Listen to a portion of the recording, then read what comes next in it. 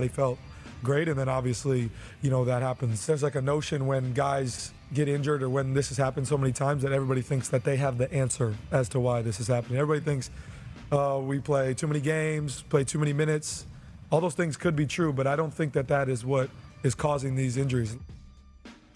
So, David, what's your reaction to Hadley's approach to playing in Game 7? Yeah, I mean, most people would do that. 10 times out of 10, you ask anybody, you have a chance to win a championship. Nobody says that, this is impending injury guarantee that you're going to tear this thing. Even if you do, a lot of guys will go out there and try to play that game. It's still one of the most heartbreaking injuries I could think of watching live. And Halliburton, shout out to him, was handling it like a champ, and he's going to come back better than ever, I think. Yeah, the whole building was in shock. It felt like in both teams after it happened, at least initially. All right, finally, let's take a listen to Nikola Jokic's reaction to Trailblazers' Young Hanson, his request for an autograph from the Joker. Nikola Jokic, is my idol. So if you meet him in the regular season, what question you will ask him? Picture, signature, please. He's good. He's good. I think I'm happy when he gets in the prime that I'm going to be out of the league probably in no, I'm not, actually. Interesting. All right, DDJ, how many years do you think we'll see the Lightning strike in Denver? Well, first of all, Young, better watch what he asked for. I met Perk, asked him for autograph. The man charged me $50, so you got to watch out when you ask for autographs out there. You never know what's going to happen. But, I think Jokic's going to be there for a while. I mean, Jokic is still in the prime. He's got championships to win. We don't have to worry about Jokic going anywhere for a while because this dude is not slowing down.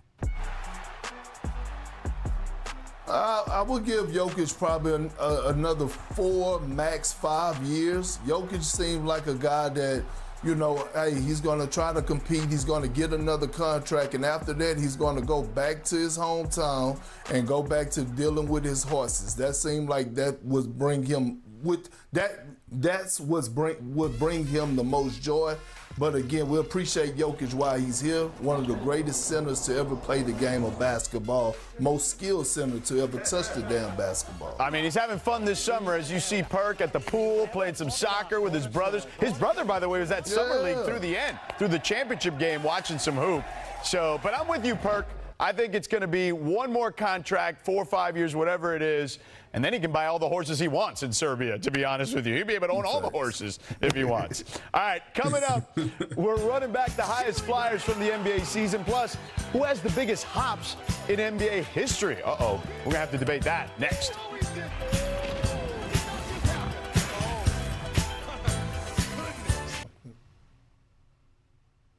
I mean, I think he's going to do fine offensively. To be honest, he has no choice. I think this stint right here with the Clippers is going to determine the future of Bradley Beal. And he's on the clock right now. And he has no excuses not to flourish in this offense, especially when having a coach like Ty Lue who max out guys. We saw it last year. He maxed out Big Zubac. You saw Norman Powell have a career year under Ty Lue, and we seeing James Harden be one of the best facilitators last season, but over the last 3 seasons, this is on Bradley Beal how he's going to be utilized. Bradley Beal has to come in and do his part. The team is going to put him in position to be successful, but again, he's on the clock. I think this stint right here is going to determine the future of his career. Dave, let me ask you this here. How can they not fall into the same traps that maybe Phoenix did in that situation? Or how can he play differently and the Clippers can handle this situation differently than Phoenix might have? Well, first of all, Phoenix didn't really have a point guard. That was the problem. They brought in Tyus last year, but the first year it was switching. Now it's your turn, KD. Now it's your turn, Bradley Beal. Now it's your turn, Devin Booker. I think the team construction makes more sense for Bradley Beal here. But to me, it just comes down to, like, this guy, 13 years in the NBA, 3-time All-Star, more than $318 million in career earnings, and 3 playoff series that he's won in that time. So he's finally in a situation, theoretically, where he can go on a deep playoff run. And let me tell you, I've had the good fortune of covering championship teams with the Lakers and the Cavaliers in my time, many finals teams as well. There's nothing like being part of a team and playing round after round after round. It really makes you closer with your teammates, and it's the pinnacle NBA experience.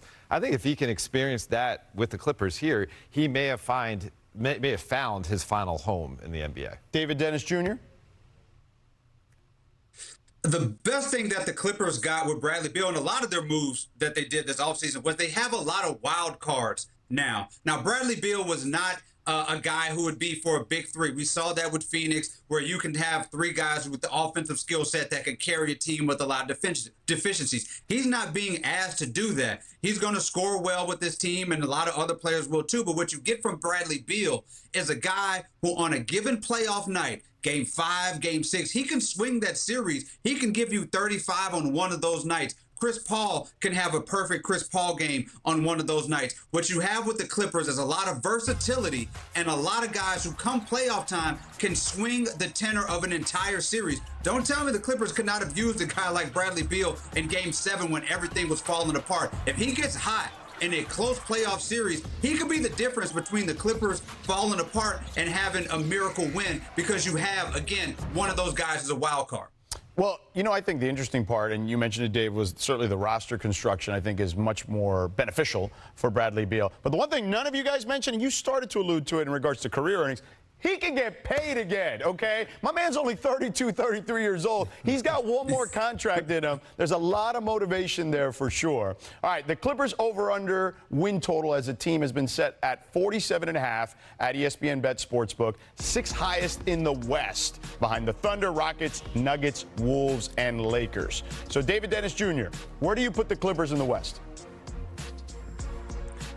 I'm putting the Clippers in the second half of the playoff picture in the West. I'm not doing this thing with the Clippers again. I put all my chips in the middle on the Clippers last year, and I went bankrupt, banking on Kawhi Leonard, banking on James Harden, thinking that these guys were going to come through in the playoffs. I have a lot of questions about this team this year. Yes, they have a lot of talent. The age is one thing, but I'm not going to assume that we're going to get a healthy Kawhi Leonard for a lot of years. I'm not going to assume that James Harden is suddenly going to show up in the playoffs in a way that we have not seen before. I was wrong about the Clippers at the beginning of the year when the over-under was 35 games. Then I went all in on the Clippers and was wrong. This one, I'm going to temper my expectations on them. I know a lot of people are excited. I'm looking at this Clippers team to be anywhere from 5 to play in the West, because I don't expect a healthy total season with the age of all the guys they have on that roster. Yeah, I mean, David, first of all, I agree 1,000. Perk, Oh, you go got ahead, it. Dave. I'm sorry. Well, you got it, Perk. No, go ahead, Dave. Go ahead. Okay. I want to hear what you got to say. Well, go ahead. I was just going to say, first of all, David, perfect metaphor, putting your chips in the middle of the table, talking about the Clippers, because we know Ty Lue is spending his whole offseason in Vegas, enjoying his time at the Aria. But really, when it comes to the Clippers, I think 6th best, I think, was their odds. That makes sense. I think they'll be in the 5 to 8 range, and they have depth. I think you could say 1 through 10 that you could put that roster up with any other team in the Western Conference. The problem is some of that depth is older guys like Batum, like Chris Paul, like Brook Lopez, and even Bradley Beal, who's younger, was not very available these last few years in Phoenix. And so and the guy we see on screen too, Kawhi Leonard. I mean, the biggest question since 2018 is Kawhi Leonard, and can he stay on the floor for the Clippers? So to me, if they can get maximum health out of those guys, they have a shot maybe to creep up from the 5 to 8 range to the, maybe 2 through 4, not getting number 1. But I would say there is a legitimate question mark about the age of some of their role players. Perk? I'm with both guys. I'm with David and Dave. I see them at the bottom part of the West, meaning 5 through 8. And here's why. While other teams were out there going and getting younger at the most important position in the NBA, the wing position, the Clippers got older. Like, you have to be able to slide those puppies on the perimeter and defend at a high level. I can't put all my chips in the middle of the table banking that CP3, James Harden, Bradley Beal, and uncertain Kawhi is going to get stops. Obviously, OKC is there. You have to respect them. They have set the bar. But when you look at a team like the Houston Rockets, they're loaded with what? wings, athleticism, youth. It's a reason that Amen Thompson wasn't available when they were trying to get Kevin Durant. It's a reason why the Rockets held on to a guy like Tari Eason, who's another elite wing defender. Hell, they just picked up another wing yesterday off of waivers in Okogie. So that's what you need to load up for. That's what the directions. No rebounds, no rings, but no wings, no rings when it comes down to defending. It's a new one. So you got to be able to defend at a high level.